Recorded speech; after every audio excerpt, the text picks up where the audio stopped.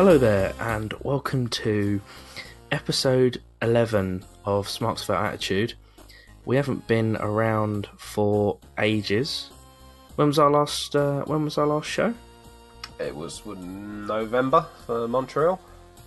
Oh yeah, Montreal Screwjob, of course. So we haven't been around. Various reasons for that.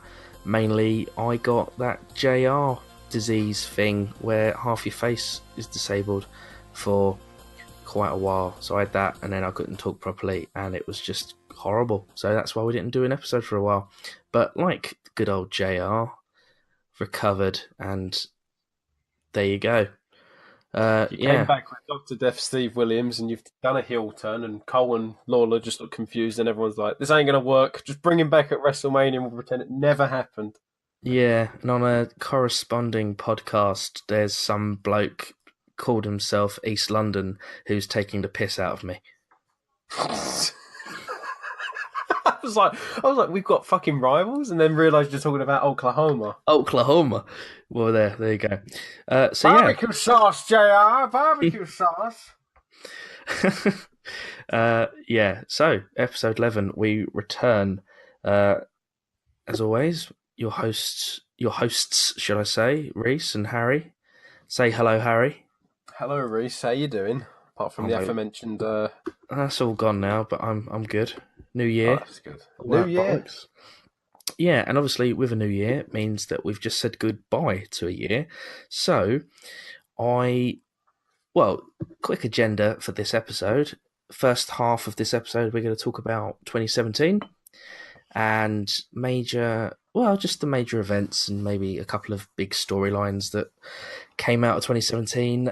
And then obviously, yesterday was the biggest show of the year so far in New Japan and in pro wrestling in general.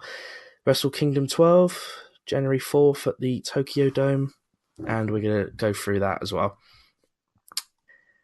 So, yes, let's get started with 2017. Just to start, Harry, what did you think of 2017? For wrestling, it's for New Japan. It's arguably their best year for forever. I think for a very long time, yeah. For a very long time. Highly entertaining. Well booked. Again, highly entertaining. WWE, however, started off the year optimistic and has gradually eroded into utter fear and malaise. Maybe, I suppose.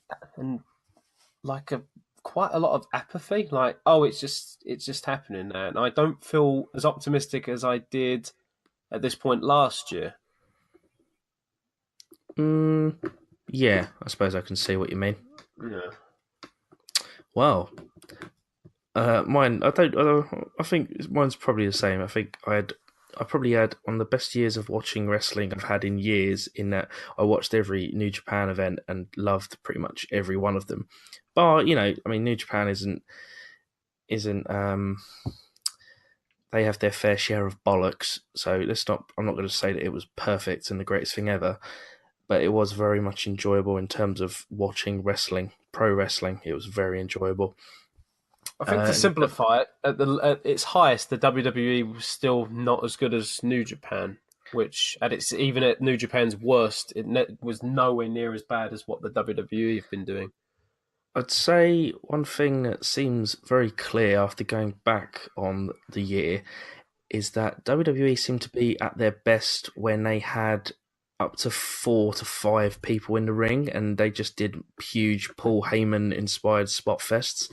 Whereas New Japan were at their best when they just had singles matches that had really big ramifications to story and title pictures or the title itself, which is obviously a very big difference. But I think that's just that also corresponds with the ways that both New Japan and WWE portray pro wrestling or present pro wrestling. Yeah, exactly. One is portrayed as a sport, and one is portrayed as, entertainment. Sports entertainment. Gotta say it, pal. Sports entertainment. For tax reasons. The hand thing means the tax things.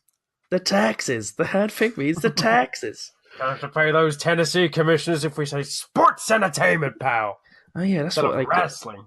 That's why he did it, right? Because it got them Yeah, out of very good. did it get them out of paying commissions and further drug testing and stuff like that? Or is Yes. that wrong? Yeah. Yeah, and then he spun it into we make movies.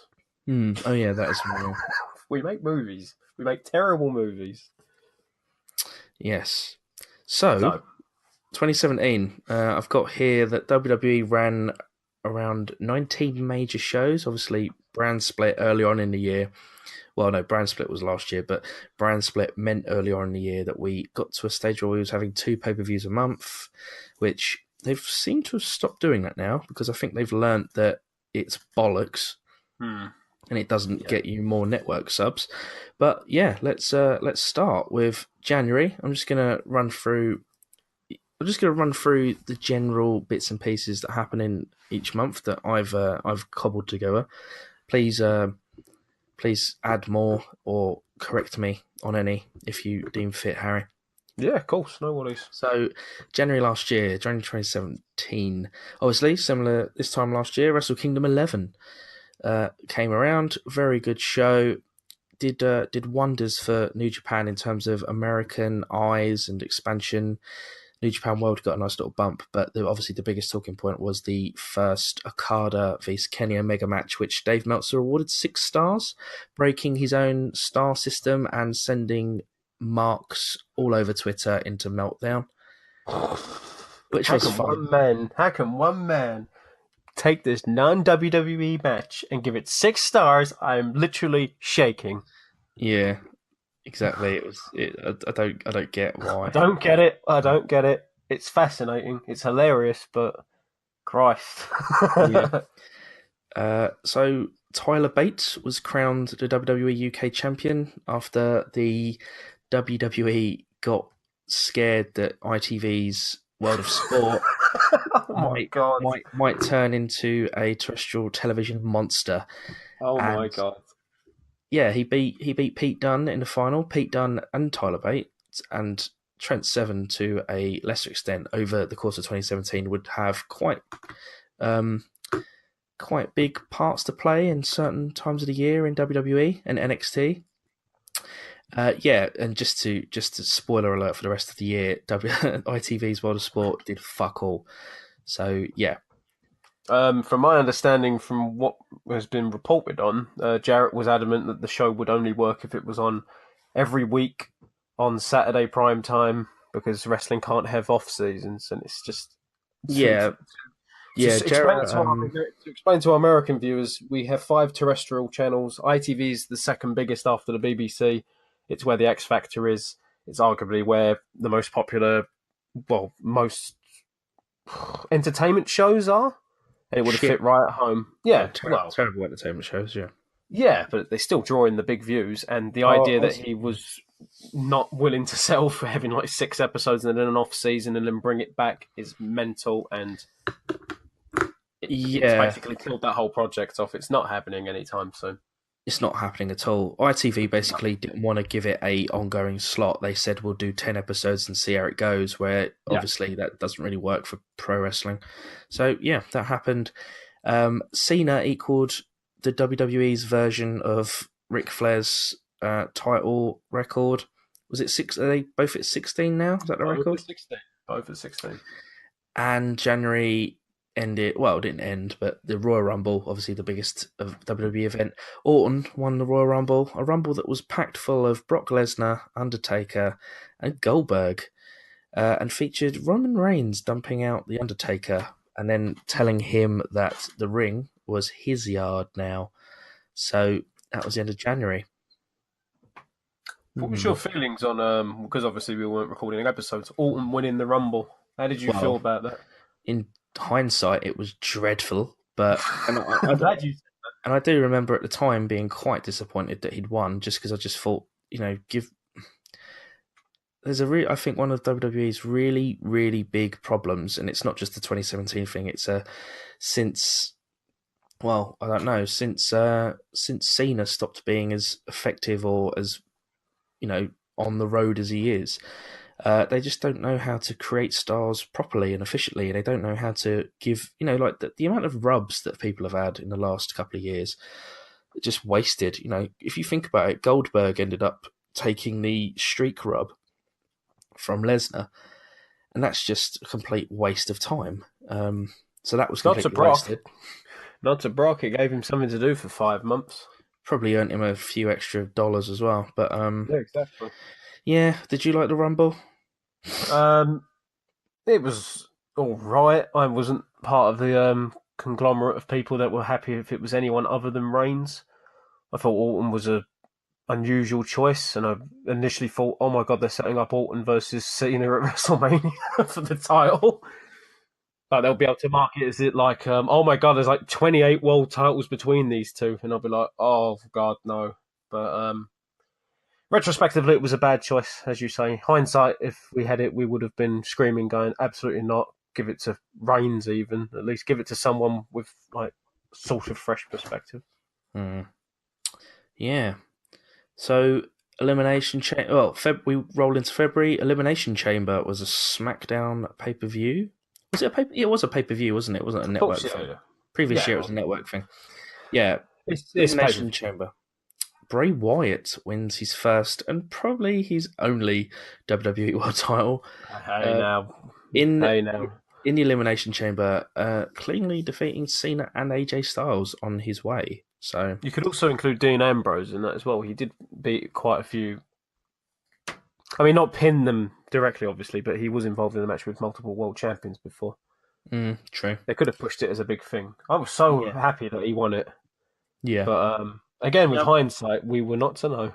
Yeah, I'm not. I haven't got it here, but I'm not sure when the Undertaker Roman Reigns match was announced. I don't know if that was February or March, but yeah, I think it was plain to see from the Rumble that was what the plan was all along.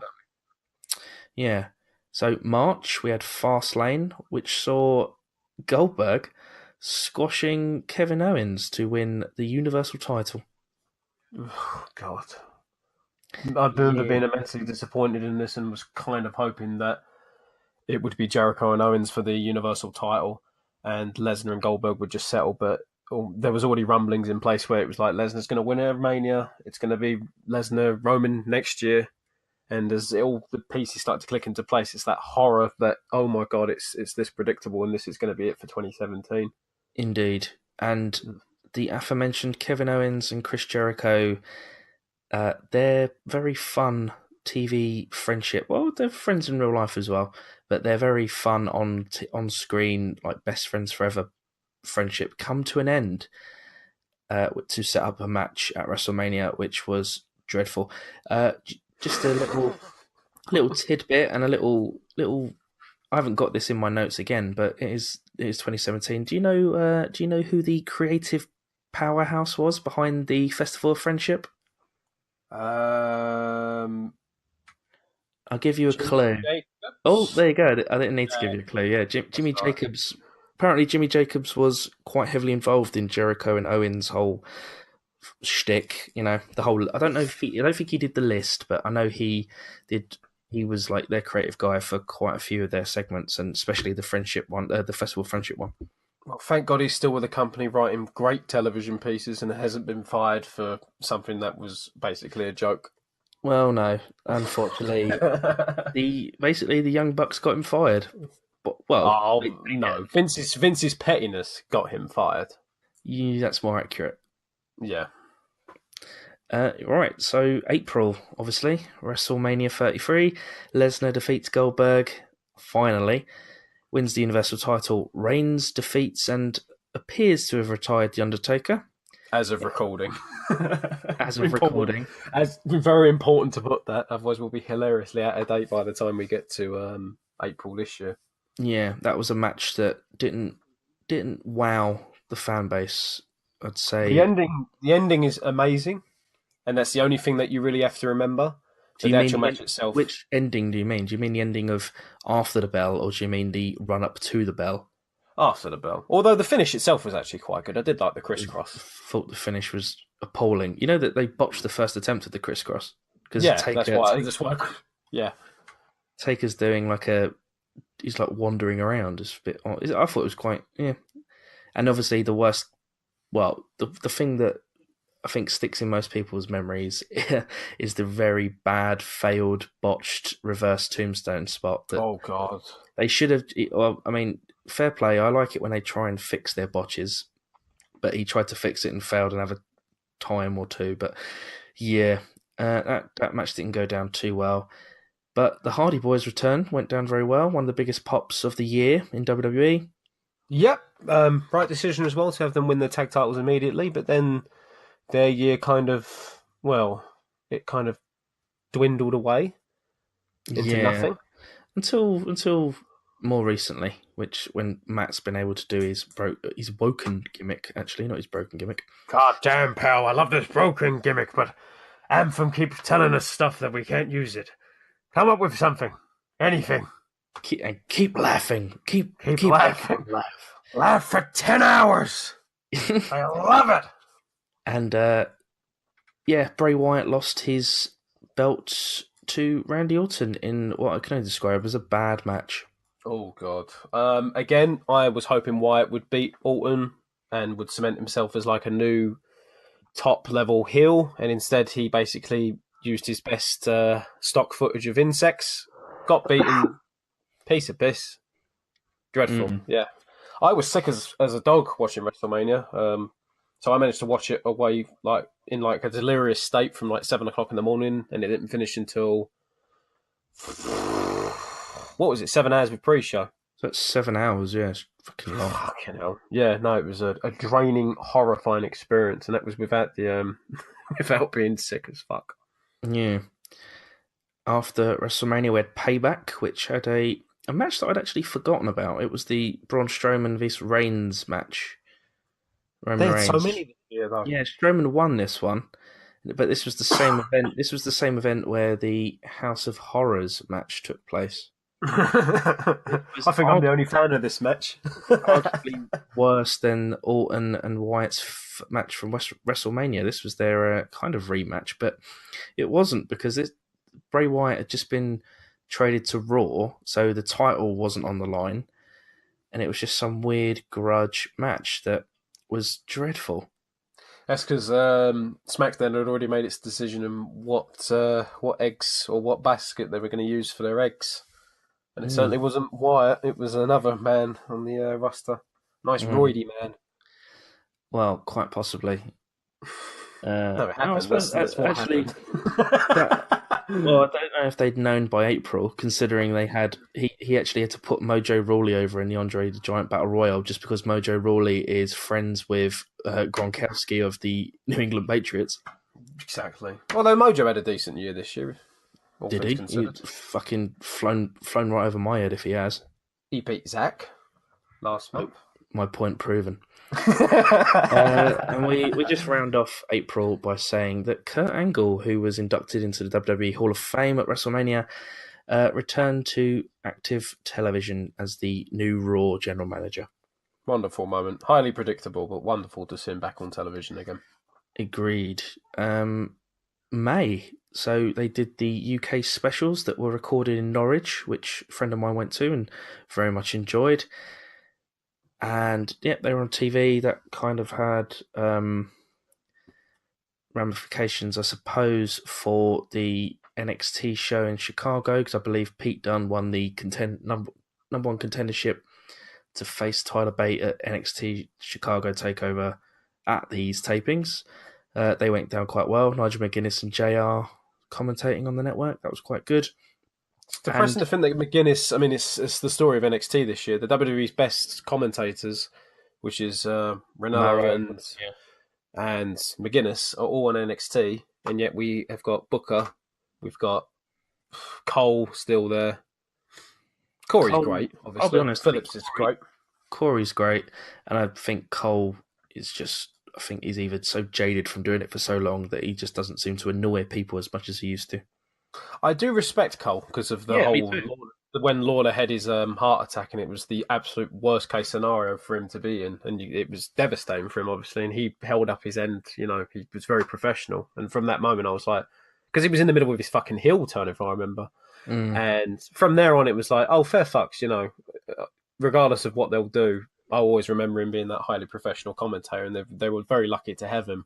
But as you say, he's probably internally very tired at this point of the company. But Stone Cold, are you ready to enter hell? What? So May, Backlash, SmackDown pay-per-view. What happened at Backlash, Harry? Clicking on my notes. We've alluded to it a few times, and it's probably one of the biggest booking elements of WWE in 2017. Well, we were going to plan to do a podcast. That was the big story. And little did we know that the pay-per-view that we were going to review would have such a massive implications for the WWE Championship when former three-man band member Jinder Mahal and his new, in quotation marks, diet managed to beat Randy Orton for the WWE Championship, becoming, I guess the WWE will spin it as the first Indian world champion in their company's history, even though he's from Canada. Well, no, Khali was the first. Oh, fuck. There we go, yep. Well, that was forgettable. I think I've just tried to block that out. although technically WWE, I mean, the belt he did win is the historic WWE title, Championship, and Khali won the World Heavyweight Championship, didn't he? Exactly, yeah. Although they've been unified since then and all kinds of bollocks. So. Yeah, Jinder Mahal beat Randy Orton, won his first, maybe of many, who knows, WWE titles. And as I said in the original episode, you can check it on YouTube. I was optimistic about this. I thought fresh face in the title scene. Mahal's young. They've got got plenty of stories they can cover. Maybe it won't just be the foreign heel shtick like we've had with every single other fucking person of ethnicity in the company who's ever won the title. Yeah. And little did I know, completely wrong. Obviously, it's way too fucking predictable. Jinder has spent the last 7 months. 7 months lambasting the audience for not accepting him, saying it's stereotypical to hate someone like him, and then proceeding to do stereotypical promos in Punjabi, having matches that range from subpar to, oh my god, make it stop. And well, we'll get to November at some point when this terrible experiment to see whether or not the Indian market will invest into an Indian champion comes to an end. But this has probably been the most bitter pill to swallow about this, because it was like, wanted to give them the benefit of the doubt and hope that they had plans in place, and it's just been absolute madness with this fucking title reign. Utter madness. Indeed, and that was May. So we roll into June. Extreme Rules. Samoa Joe wins a fatal 5-way match to become number one contender. That was okay. That was fairly decent. I did like that match quite a bit, to be honest. Yeah, I think June saw us delve a bit more into New Japan. I made you watch Dominion, and I believe you enjoyed it. We'll be talking about show of the year. Let's just say that this might make a reappearance, but I very much like Dominion quite a bit. Okada and Omega had a rematch from the Tokyo Dome, and they outdone it. They went a 60-minute draw, which obviously was very good, and Meltzer had already given 6 stars for their previous match, so he had no choice but to give this 6.25 stars. And the internet was displeased. Even more displeased, yes. And June, we round off June with Money in the Bank. Baron Corbin become Mr. Money in the Bank, and Carmella, with help from James Ellsworth, became the first women's Money in the Bank winner. Oh, and Jinder defended the belt against Randy Orton. In a... Nope, that was the next from. I was going to say copy paste of the previous match. Don't worry. No. The Singh brothers certainly help Jinder Mahal in his run. How can we make this match different, Vince? What if he beats up his dad? Brilliant, boss. Yeah. Oh, is this I the match? love it. Is it the one at Money in the Bank? The one where Randy nearly kills one of the brothers? Yes, where he nearly Yeah. next. Oh god, I'm so sorry. Sunil. I can't remember the other one. Sunil and something. Yeah, the Singh brothers. Yes. Right, July. Harry, what was the worst named pay per view of 2017? WWE Great Balls of Fire. And that was in July. Brock defeated Samoa Joe to defend his title. Braun Strowman defeated Roman Reigns in an ambulance match, which was followed by him nearly being murdered by Roman, who is still to this day seen as a face. We don't know how to book these people, folks. In what should be a quite obvious face heel turn for both people, we've fuck it, just ignore it. It certainly worked for Braun in that he was definitely seen as a face after this, I think, or like a tweener. Absolutely. Roman should have been a heel, but obviously isn't. Although I'll re-quote myself from the episode, he's not a bad guy. He's not a good guy. He's the guy. He's the guy. Believe that. Leave that baby cakes or whatever the fuck he says. Suffering succotash, son. July saw us we witnessed and had to sit through Battleground, which saw Jinder Mahal defeat Randy Orton in a Punjabi prison match. Don't fucking use the accent. You're as bad as Jinder himself. The Great Khali actually returned to WWE to interfere in this match. The crowd went mild. And he's disappeared and never been seen again in WWE. So hey, I was going to say he was on Botchamania, so small mercies. July... You also forgot, Reese, you forgot it was our pay-per-view debut of Mike Kanellis, who's had a terrible year, but just to round off his fucking. He has had a terrible year, but they're having a baby, aren't they? So that's a good thing. I bet the fucking office is pleased with that. They've invested this much money in him and Maria. Aren't they gone? Did they go? They've been. I think they're still contracted. You can't sack her for being pregnant. Not anymore. You can't anyway. Or him for being an alcoholic. Was that what happened? No, that'd be terrible if they got rid of him for doing that. No, but that's what happened. Or he said that he had been one and that he'd been clean for a little while. I can't remember the exact details. I think he said addictions, but regardless, they can't sack him anyway. But shit pay-per-view. Okay, July, the Mae Young Classic debuted on the network, which was modelled on the success of the Cruiserweight Challenge. Was it Cruiserweight Challenge? Yeah. Cruiserweight Challenge obviously was really good. Kota Ibushi in WWE, that was great. So the success of that saw them do a women's tournament, which was quite good. That debuted on the network in a kind of, the way you binge watch stuff on Netflix. They released it. They put it in just in one block, I suppose, as opposed to doing it week by week. Yeah, and what has become a good meme, and as you mentioned earlier, Botchamania, a good Botchamania ending segment. Kurt Angle is revealed to be Jason Jordan's father.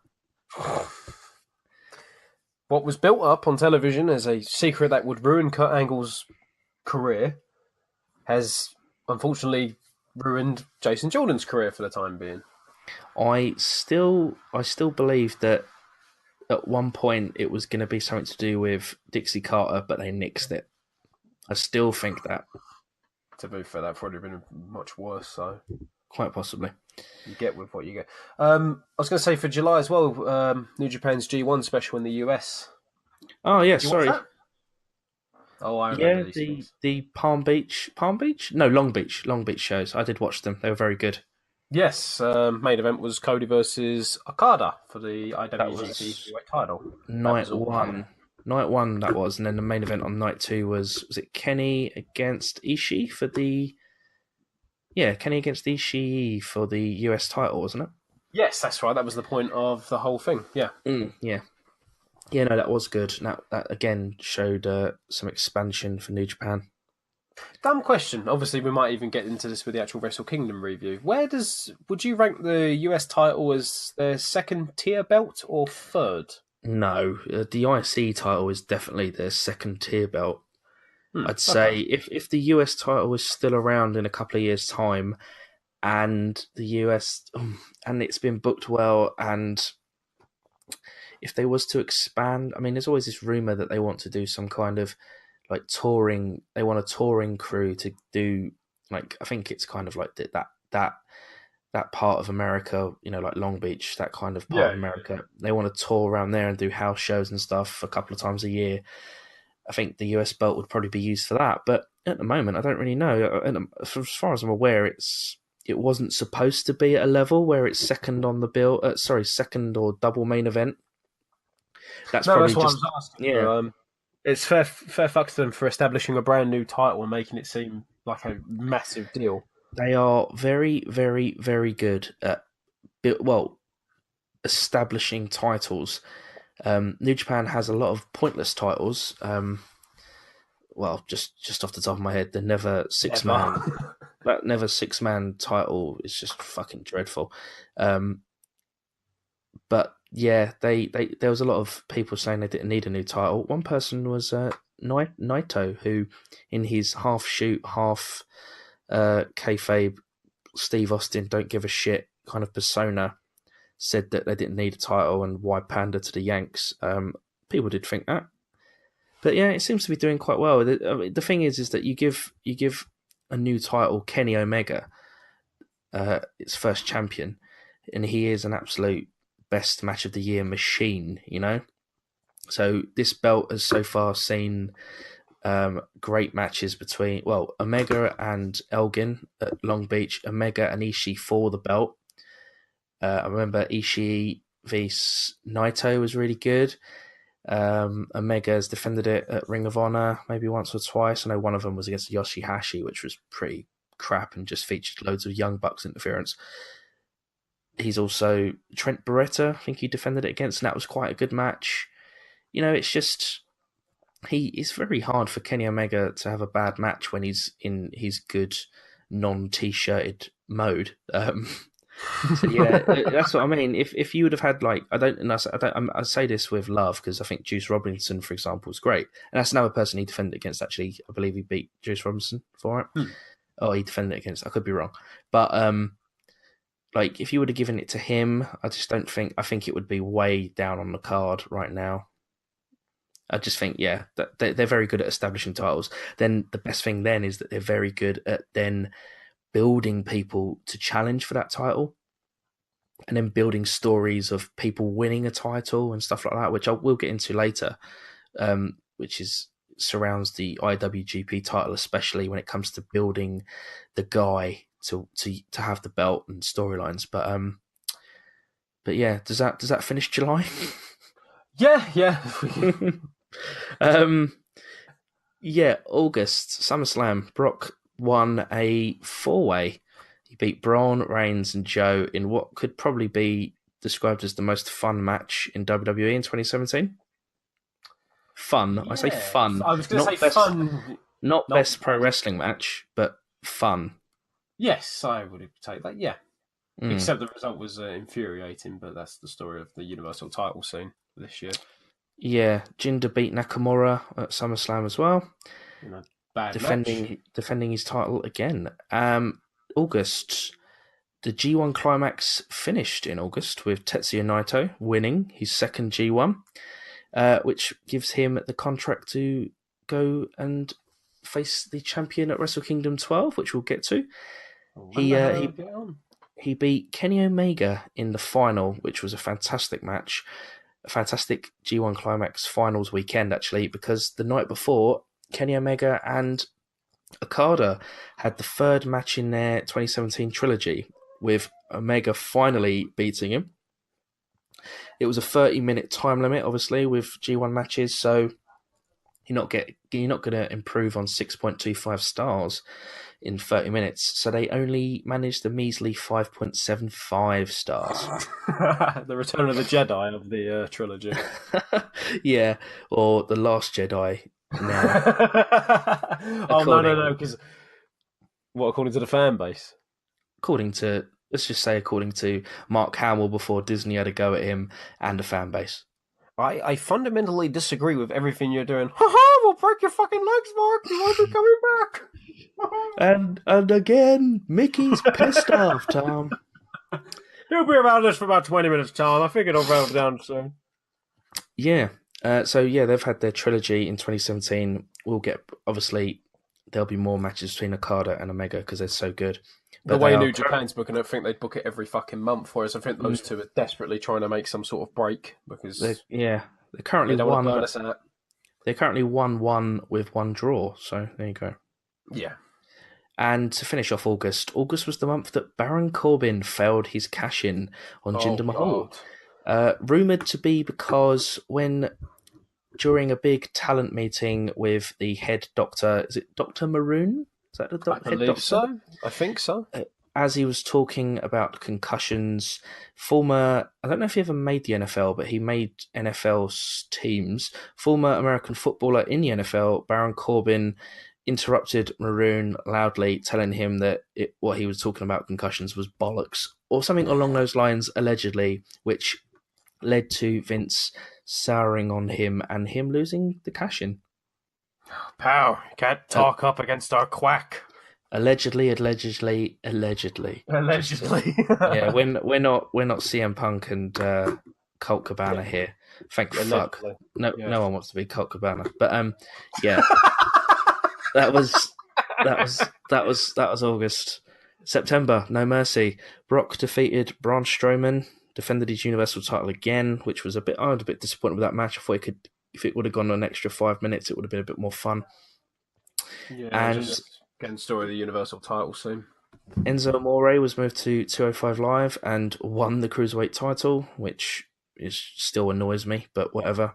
And Roman Reigns defeated John Cena in another one of those classic beat a legend, get your arm raised and try and get some kind of like rub from a legend. This one was met with a little bit more positivity from fans, I think. I'm not sure. I didn't think it was too bad. I thought the match itself was a disappointment, but obviously Cena in this latter part of 2017 was not around a lot. So no, the WWE's having to readjust themselves to the idea that Cena is no longer there full time, and when he's there, it's never going to be the same as what it was. They haven't prepared themselves at all for it, despite their best intentions with Roman. And as much as this match, I agree with yourself, it was disappointing to start with. I do remember it being very slow, and then it crescendoed, like a lot of their booking, where they started hitting multiple finishes, and it was much better. But the booking of this was basically a diet version of Rock and Cena, where Cena is part-time and can get away with murder, and Roman's there week to week and can't lay into him. Yeah. Exactly the same stuff. And then at the end, he gets his hand raised, and it's like, oh, we're best mates now. I respect him. Yeah, handshake. And actually, the best part of this whole feud was Cena absolutely destroying Reigns. Yeah.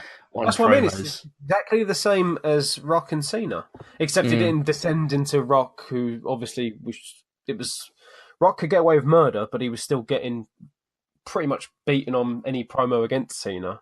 Yeah. Even though he could say whatever the fuck he wanted. Whereas here, Roman just he couldn't respond back. Fruity Pebble man or Fruity Pebble guy is what Rock calls it. That one promo when like Reigns is like a deer in the headlights and Cena just says to him, a promo, Roman. You know, if you want to be top guy, you gotta be quite good at these. Or something along those lines. And it was like as he's saying it, Roman's like, "Shut up, John. Shut up." Is so you can actually see it's like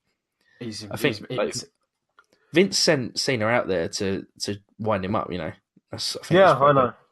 I don't understand Vince's mindset because it's obviously at the end of the day, Roman looks stupid, and the booking indicates that even though he's beating him, well, Cena's not here the following time to correspond to it anyway. So yeah, why the fuck was this? Actually, we know why it was on No Mercy because they were desperate to establish that single pay. Anything can happen in the WWE. It doesn't necessarily have to stick to the big four. But why was this actual match not saved for Mania? But don't know. I think they don't book long term enough these days. I think when it gets to a point when they're like, oh shit, we need something to get people to watch it on the network, and they go, oh, Cena's only around for a few more weeks. Let's let him job out to Roman and stuff like that. You know, exactly. To me, Roman Reigns vs John Cena could have been like hold off until Cena's about to retire and then have him lose to Reigns at WrestleMania in like a kind of going out on your back moment, like that retirement thing. If the long term idea is still that Reigns is the guy, then I think you should just build to that. But obviously, as we said, they don't do long term, so there you go. Well, they've put all their eggs in a basket with it's Lesnar and Roman still. So yeah, so they can do long form story, but whether or not it's booked right is another thing. True.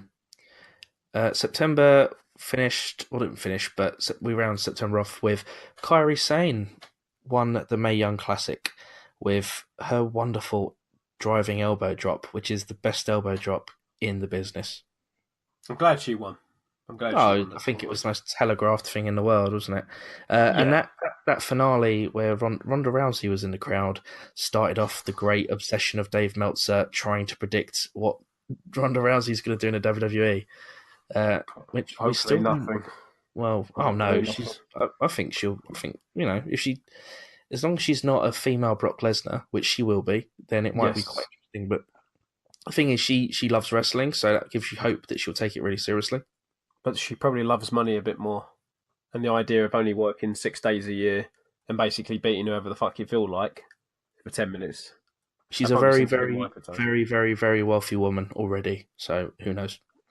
I think she'll get booed out the fucking building. I think most people will see it for what it is. I don't know. I think casuals are quite big fans of her. It's only smart MMA people that despise her because they see how petulant of a person she was in MMA in the last little while. But again, who knows? We'll see. And jaded fuckers like us who just want women's wrestling to be booked competently. Well, there is that as well.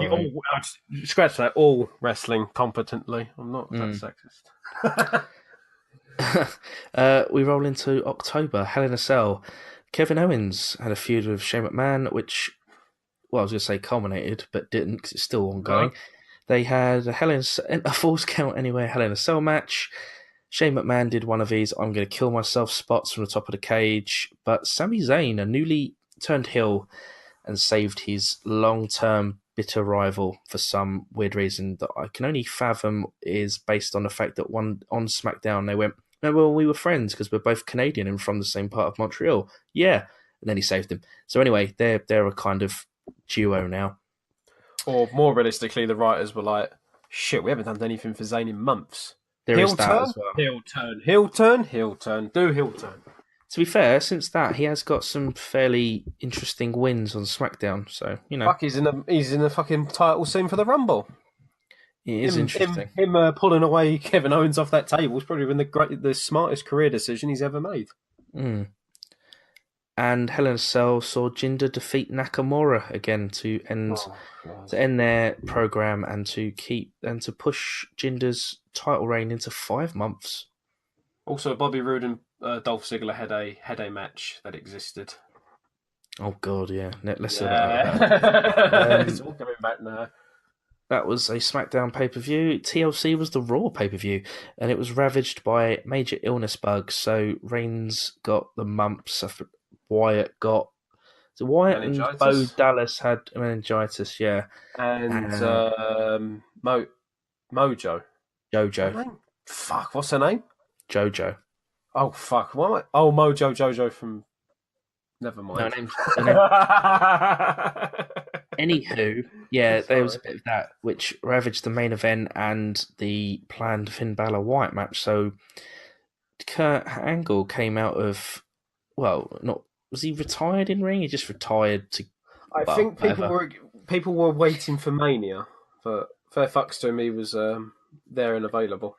Yeah, the return of the Shield was massively ruined, and Kurt Angle dressed up as Roman Reigns for the night. But yeah, I think the return of the Shield was ruined the following month at Survivor Series when they had those fucking T-shirts. But what can you do? That as well. Asuka made her main roster debut, defeating Emma, who would then soon be cut from the WWE. And Finn Balor went up against AJ Styles in a kind of dream match. I don't know if was it. I think people described it as a dream match. I'm not so sure, but it was a kind of. I was going to say the WWE described it as a match of the year candidate once that bell rang. Not Which for me, but yeah. no, But maybe if you only to Smarks, it was a former Bullet Club leaders going off against each other, which it did have an interesting thing, and their Too Sweet at the end was obviously a nod to that. yes, exactly, yeah. We have Yeah, the copyright. Fuck off, Ba- Bullet Club. Balor got the win in that, which was a pretty big win for him actually. And October saw Neville walking out of the WWE. Yeah, as of time of recording, he's not come back, No, and pissed off with booking, I believe, and I suppose the direction of his character after Enzo arrived. Yeah, he just walked out. There you go. yeah, no fair fucks. 205 Live is just deaf at the moment. I think any of those guys on that roster would probably be better off maybe going just anywhere else and just, where weight class isn't like a fucking massive hindrance. But him especially, Or I think. well, yeah. You see, Goldust turned up on a cruiserweight match. Was it on Raw the other day? Yeah, he's trying to team up with. Doesn't matter. I was going to say, was it Mustafa Ali? But I don't know. Maybe. Yes, it Yeah. is actually. I think it is actually. If it's wrong, Hmm. just cut that out. Bottom line, Goldust, I love you, but please don't go to 205 Live. It's nonsensical. November Survivor Series. One of the shows we didn't cover. Brand Warfare. My face stopped working, so we didn't cover it. Probably a good thing. Blessing in disguise, Reese. You getting Bell's palsy was the greatest thing to happen in the history of this podcast. Didn't have to cover this fucking Raw won Brand Warfare 4-3. Team Raw won the main event by beating Team SmackDown. Again, Kurt Angle returned, as did Triple H, to main roster duties, although they have not been back since. Well, wrestling, teasing that WrestleMania program. Yes, very obvious that that's probably what they're going to do. Could be good, could be shit, who knows. And AJ Styles ended the 6-month reign of Jinder Mahal on a SmackDown in Manchester, England. So he is now a 2-time WWE champion, and the fan base rejoice. Thank God. Absolutely thank God. I don't believe in God, but for whatever deity is out there that controls this, thank you for that. Yeah. Do we know what Jinder's title reign did for the our Indian friends?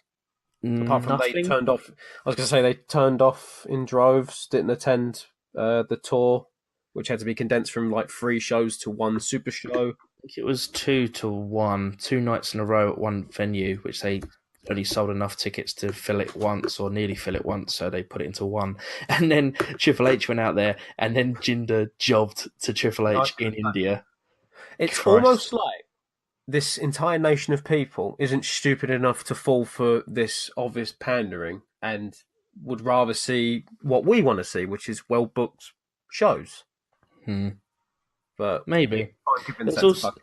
There's also that thing that we did discuss on a previous podcast, in that the price of the network in India for less money than a monthly sub would get you like a cable package with loads of TV channels, including the channel that shows Raw and SmackDown. So no, I think again, as discussed, someday Vince asked for a social media followers breakdown, and they're nearing 1 billion followers apparently on Twitter and Facebook and everything combined, or something ridiculous like that. And I think he got informed that, let's say 35% of those followers are all in India, and he was like, fuck, that's a lot of people. Let's pander to them and see if we can get that Indian money. Same way that people have in the past tried to pander to the Chinese market to get that Chinese money. Doesn't happen. Just doesn't work. The same way the WWE is going to pander to the Chinese market in 2019. I don't. It's going to happen. I think the only real thing, the only organisation that has sort of done well in China is the NBA. I think the NBA does very well in China. Yeah, because basketball is very popular. I'm not sure if football is. They obviously are desperate.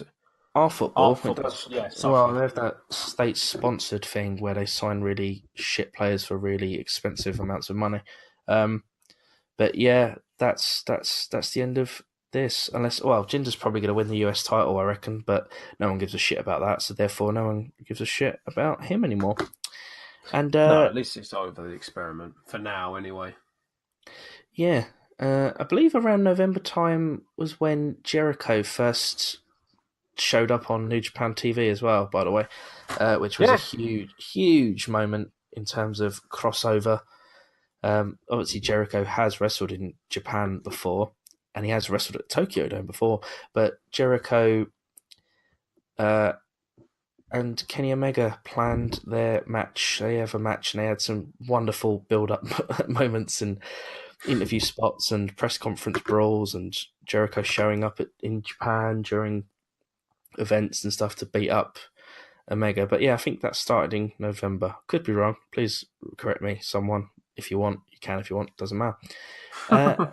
And December had Clash of Champions, where although there was some fear that Jinder would get his title back, those fears were silly, and AJ defended his title against Jinder at Clash of Champions. And in terms of big WWE and other moments here and there, that's me. That's us done. Yeah, For again, yeah, move onwards. I'm glad to see the end of WWE 2017. I'm sad to see the end of New Japan 2017, and I don't give a fuck about Impact in 2017. Or whatever the fuck it's called now. Well, yeah. Just a few little tidbits for 2017, just to finish off this segment. NXT was again fairly solid. They had Nakamura, Bobby Roode, and Asuka all moved onto the main roster. With, well, I suppose they're all doing okay. But Asuka's doing better. Yeah. Although with a couple of dodgy booking decisions in terms of the amount of selling she has to do and the amount of, well, how long some of her matches have gone on, but I think they're improving that now, actually. Yeah, hopefully, fingers crossed. Yeah, Drew McIntyre debuted, which has been quite good. Won the title, lost the title, is now currently injured. And Adam Cole, bye-bye. Bye-bye. He debuted. He's in the Undisputed Era stable with Kyle O'Reilly and Bobby Fish, the worst named stable ever. And I think it's safe to say that NXT TakeOver shows are still miles ahead of WWE pay-per-view shows in terms of in-ring quality. Absolutely, I don't have a sense of utter dread with TakeOver shows. Yeah, and Cena almost won the title. You got to remember that, man. Yeah, he had quite a good. Well, up and started badly, ended very well, and he's him and his what's his valet called? And one thing to say for NXT going into 2018 is that supposedly, according to certain sometimes respected wrestling journalists, Ricochet and War Machine are both definitely signed to NXT and will be debuting soon. So I think it's confirmed is today. Yeah. Okay. So we'll move on to a few little, not awards. We're not giving out awards. Fuck that. But match of the year. So I said to you, pick a couple. You've given yourself rules. I haven't. So my three choices for match of the year are Omega vs Okada 1, Wrestle Kingdom 11, Omega Okada 2 at Dominion, and the UK title match between Tyler Bate and Pete Dunne at NXT TakeOver Chicago. They were my three favourite matches. What were your three? My three from number 3 is War Games at NXT TakeOver. I absolutely love that match. Number 2 is Tyler Bate versus Pete Dunne at TakeOver Chicago for the UK Championship. Yep. And number 1 is, of course, Kenny Omega versus Kazuchika Okada 2.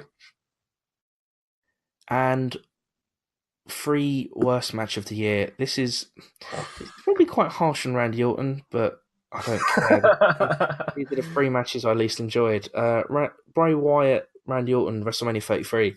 Bray Wyatt, Randy Orton, House of Horrors match at Payback. And Jinder Mahal vs Randy Orton in the Punjab prison match at Battleground. Your worst matches? My worst ones in third place: Raw versus SmackDown Men's at Survivor Series. Number 2, the 5-on-3 handicap TLC match at TLC. Number one, of course, Punjabi Prison. Yeah, we're agreement on that. Yeah. Right. Oh, mine was, by the way, were no rematches. That was the only Raw that came up. Otherwise, the best matches would have literally been Kenny Omega versus Okada yeah, all that's three true. fucking times. I thought it'd be a bit boring. So, Right. Your favourite show of the year? unquestionably, New Japan Pro Wrestling's Dominion. I Yep. fucking love this I think it was 6 hours. I loved it from beginning to end. I would dare say it's probably one of the best pay-per-views, probably the best pay-per-view of this century. Actually, because Mania 17's included in that. It's there though. It's there, if not above that. I dare say. Yeah. Was I think New Japan is going to struggle beating that show, and I think the WWE is going to have to make massive strides to come close to that show. It was absolutely wonderful from beginning to end. Yes, I agree. That was also my favourite show of the year. And worst show. We've mentioned it a few times, but Battleground 2017 was dog shit, and that gets my worst show of the year. Battleground is mine as well, but I want to have a dishonourable mention to Survivor Series, which was fucking long, utterly pointless with the booking, which is the second year in a row where the individual brands' storylines are put on hold for Raw versus SmackDown, and it's utterly nonsensical, and it's just the fucking thing does not work whatsoever. And I used to love Survivor Series, but in its current incarnation of brand versus brand, it's fucking pathetic. But Battleground was worse. Just point that out. MVP of pro wrestling in 2017. I've gone for Okada.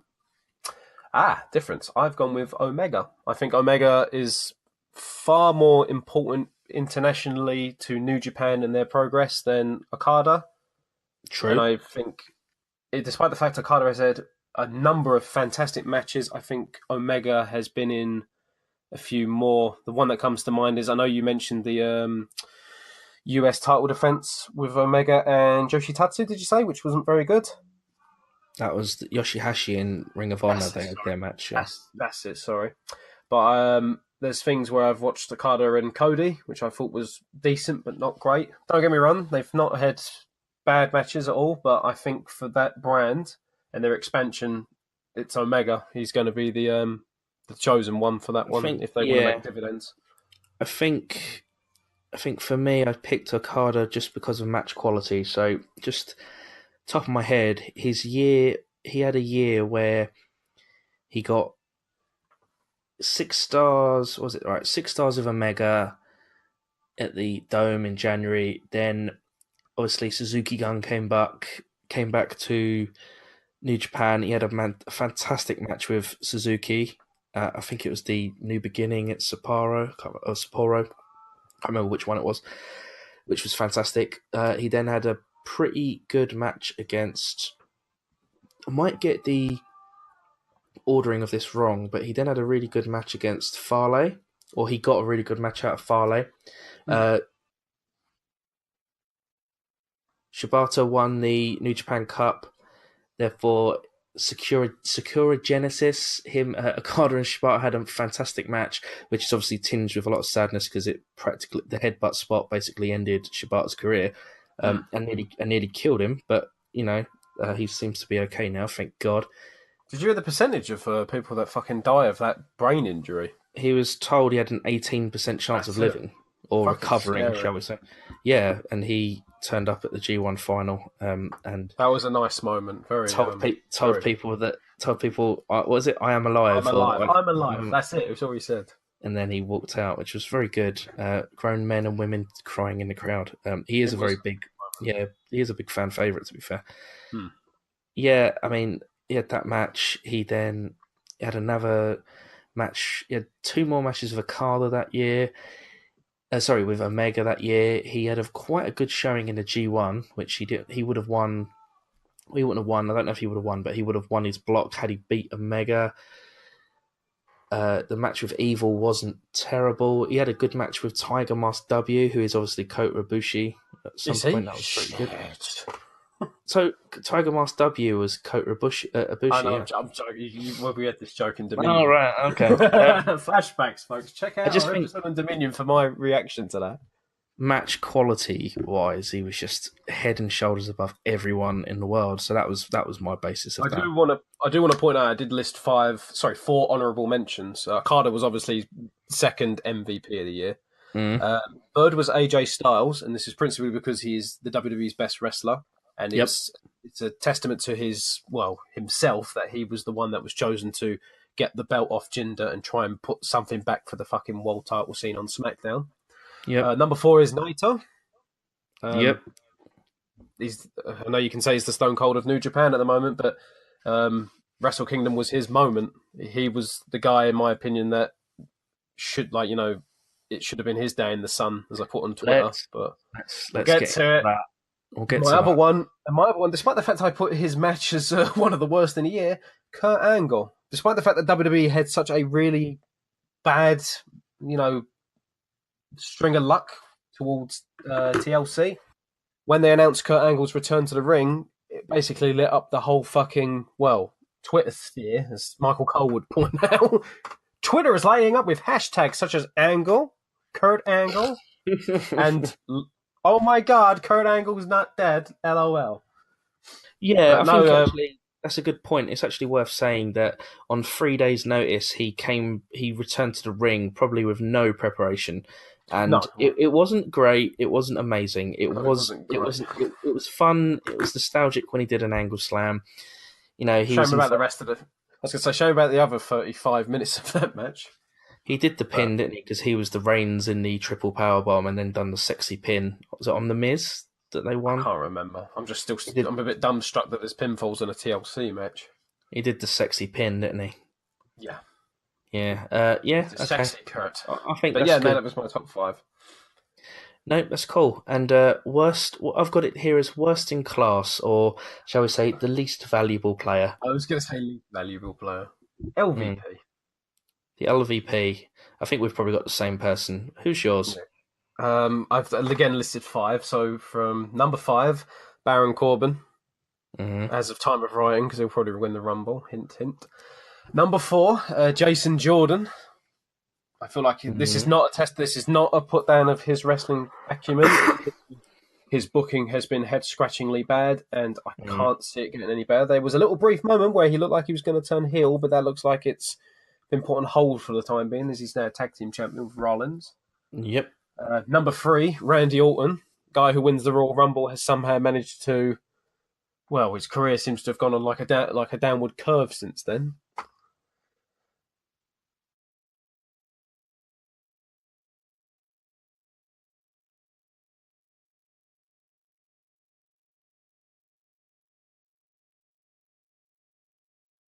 And according to Reese of Smarks of Our Attitude podcast fame, had 3 of the worst matches of the year. So, yeah. We can trust in Reese, we trust.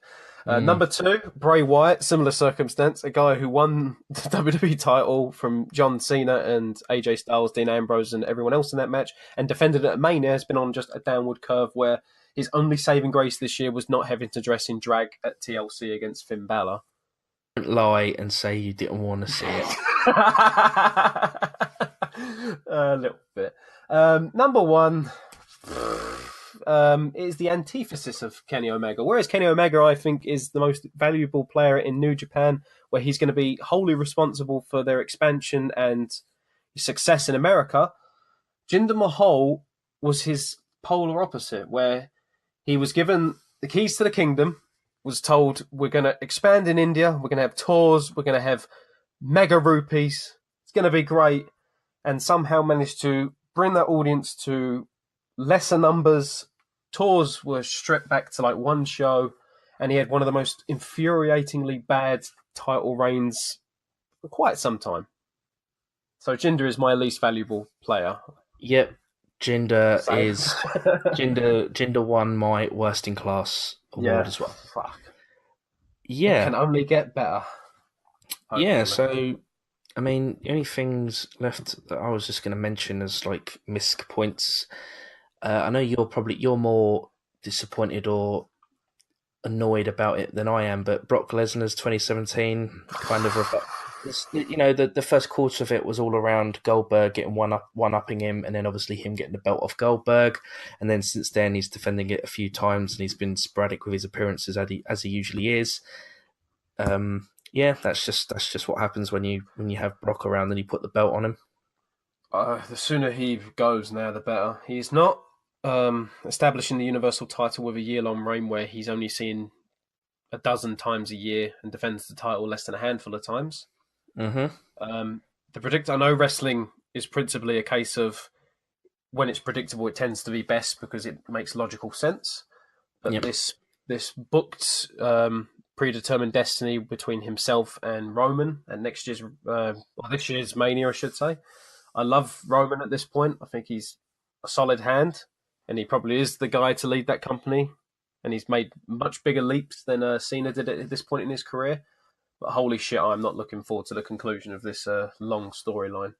Mm. And I just think Lesnar is not worth the money they pay for him. And in this day and age where pay-per-views don't really matter anymore, we don't really get good like analysis on what the numbers are in terms of what Brock brings to the table. I mean, I know TLC was in Minneapolis, but he wasn't fucking there, was he? No, and I know, and you say, well, he's not paid to go, but on the other end, it's like, well, Angle was fucking there, ready to like rock and roll. I see what you mean. Wrestling, well, WWE's model now isn't about popping a buy rate, is it? No, it's the TNA method, sorry, Impact method, which is we use the pay-per-views to try and drag people to the television shows to get them up, which makes no fucking sense. Yeah, because they're only $9.99 guaranteed a month off of, was it nearly just 1.5 million people, is it? Or between 1.5 and 2 million people, I think they've got now on a network. Something like that. It spikes around Mania and then slips because of the booking. Yeah.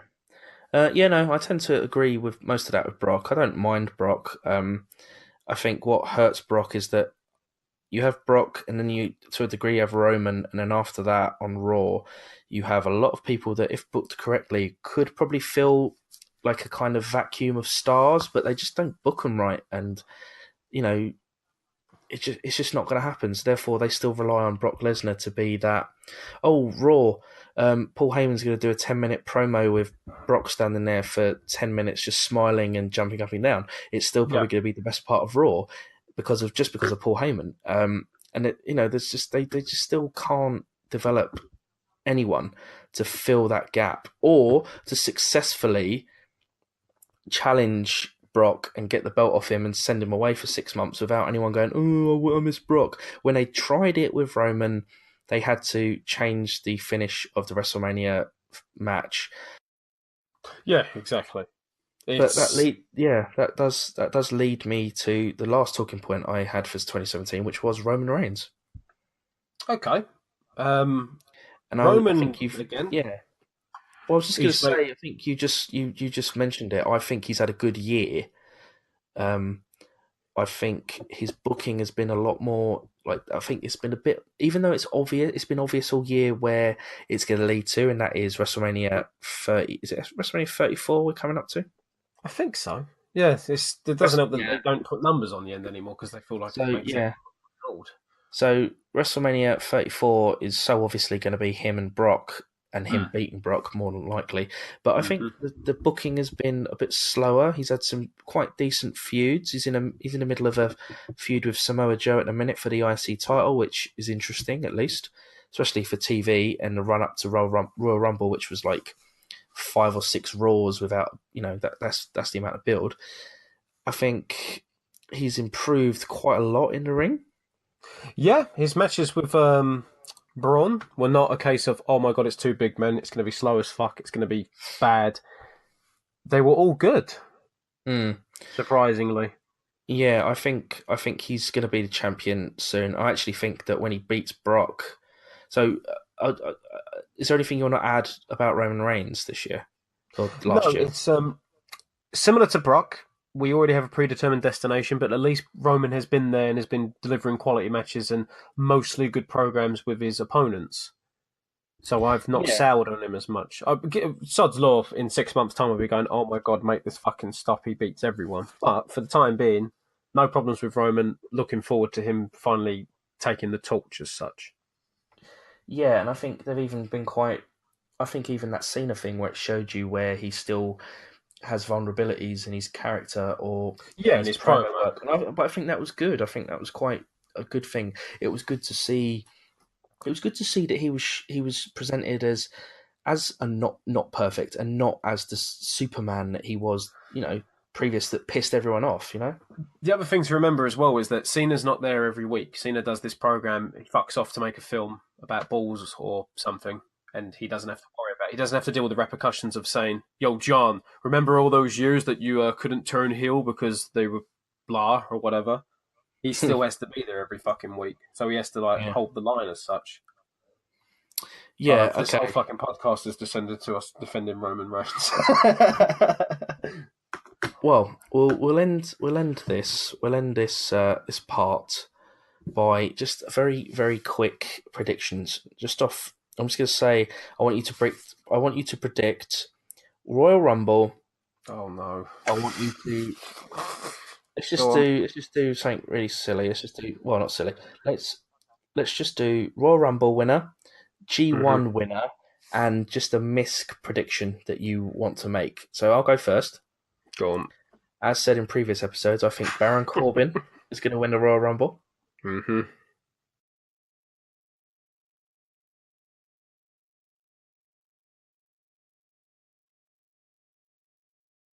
Suzuki will win the G1. He won't, but I Oh wish he my will. god! Fucking hell! Oh and my and god!